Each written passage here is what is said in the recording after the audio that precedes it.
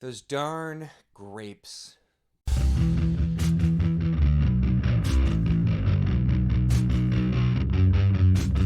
Hello and welcome to my channel. In this video, we are going to be talking about The Halley Traveler, which is the first book in the Martian Trader saga by Mike Mollman. And yes, this is Mike Mollman, author of Protectors of Pretanni, switching up and doing some sci-fi here. The intro makes perfect sense if you've read this, but I won't spoil it if you've not. But yeah, this was really different from Protectors of Pretanni, and which I kind of knew it was going to be. I beta read a novella for this that's in this same world called Around Mars in 80 Days, and I could tell it was going to be not quite my style, but good. And plus, I love Mike Mollman. I've loved Protectors of Pretanni, so I was definitely going to read this. He did send me a copy of this book, I will note. Stuff, as always, I'm still going to be honest with my review, which for this one, you're going to be able to tell because I love Mike, but even Mike knows that there was some stuff in here that I wasn't going to be a fan of. I actually just happened, as I was getting ready to finish this, to see Mike talking live, and he joked, on the video, he's like, yeah, I was writing the scene, and I'm like, oh, Nico's not gonna like this. And so it's like, yeah, it is what it is. Yeah, there was some stuff I really liked about this, and some stuff I wasn't a huge fan of, but let's talk about it.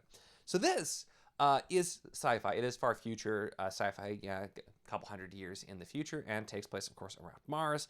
And the first thing that really stands out that I actually really like is how, through epigraphs, he does a really great job giving you these little tidbits that fill in a lot of blanks and kind of give you the history of what's happened. And there's more that happens through the story as well, but you get these little bits and pieces. And so the kind of the world building to see what happened on Earth, how did the society start on Mars, what's the history of Mars, why are things different on Mars, was handled in a way that I really, really enjoyed. And so as for the world, I was very much pulled in, and I think he did a really good job balancing that. I just recently did a book, actually, he had recommended to me, Summertide, I did a review for, and while I was interested, those got a little heavy-handed with the kind of the tidbits like this. So this was nice, short little things that just actually gave you a lot of information in a really, really small way.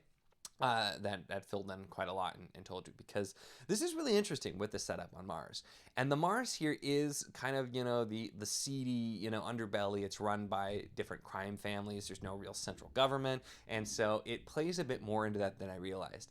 Now, also, had I read the back of the book, I would have known a little bit more about this, but I didn't quite realize what the plot of this was. So I'm going to read quickly. I don't usually do the blurbs, but I feel like this is... I'm going to read it because I was expecting this to be reading a little bit younger, and in some ways it does, but in some ways it really doesn't. So let me read the back really quick, and then we'll talk about those elements here. So we have, Earth has fallen into chaos, and Mars is a collection of bickering city-states. Chris Halley, an introverted teen, is left bereft of family in an uncaring world. He must navigate through the murky world of Martian smugglers while seeking vengeance for his father's murder. Both are deadly propositions. Which, hey, that's actually a really good description here. But I didn't realize that. So when early on in the book, his father is murdered, and there's that scene, I was just like, oh, I didn't realize that's what we were going to do. And there's quite a bit of actual like violence here as well. And so the violence, and there's some sexual content, which I won't tell you what, but that's what the great reference is. It's related to something to that effect, which was unexpected. And for me, granted, I mentioned a million times, I'm not usually a huge fan of sexual content in my books, and it's not crazy explicit here, but it's more than I expected, for sure, with it. And so wasn't a huge fan of a couple of scenes there, but that, and mixed with kind of the violence, I feel like gave me this a little bit of, I wasn't sure tonally kind of where this was landing. And I think that can sometimes be when you're writing younger characters and it has some of that younger feel. I think that can be tough, because this was something I talked about too, with A.R. Witham's new book. That's also kind of straddling the line there here, with the Rooker Flynn books. It's where it's kind of younger reading, but also kind of like darker, and has more adult themes to it as well. And so this definitely does. I think this is sort of the like teen, I feel like older teens, especially teen boys, probably is a good market for this kind of thing, where it sort of fits in. as well. And it's I think other people too. Like if you don't mind that kind of stuff, you're not gonna mind it. But if it's not like crazy young reading, despite having a mostly younger cast of characters, and I think some of that is just there's actually.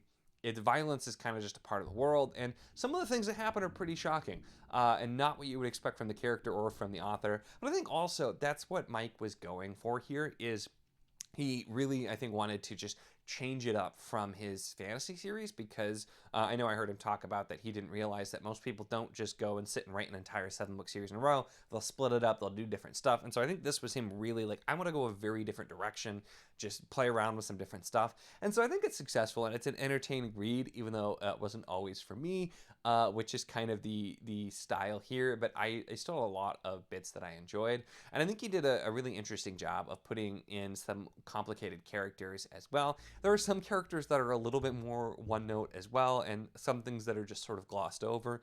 But it's fast paced. There's a lot of action, and it definitely will keep you guessing with where we're going to end up here with it, because I definitely did not know where a lot of the things were going. I was very surprised at some of the other things that happened, and just some of the stuff that's sort of normal. So like I said, for me, it did feel like tonally it just was kind of a little bit muddled, because parts of it did feel very like younger reading, and other parts of it felt very much not.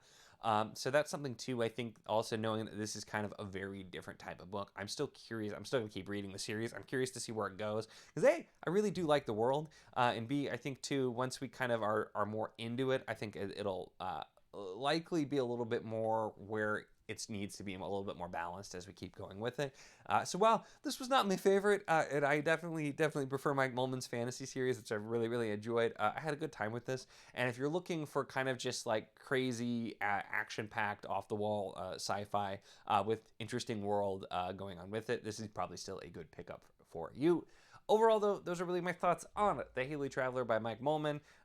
This is out and available. It's on the ebook is on Kindle Unlimited as well. I switched between physical and ebook as I was reading with it as well, so you can definitely get there. But yeah, it's still an interesting time, and so worth a check out. So that's it for this one, though. Let me know your thoughts if you've read this, or just kind of your thoughts on authors going different directions too. I think it's interesting to see when authors really try out different styles and are really different. There's some other ones I've read that have done that too, like Tad Williams, for example. I was used to his fantasy, and then I started reading Bobby Dollar, which could not be more different. And so it's, let me know your thoughts on that as well. Make sure to give the video a like if you enjoyed it. Check the links in the description as always for the Patreon if you want to support what I do, as well as the Wizardly Enclave Discord if you want to chat books, whether this book, other books, really anything at all. It's a lot of fun. We'd love to have you. And of course, if you enjoy my content, make sure to subscribe.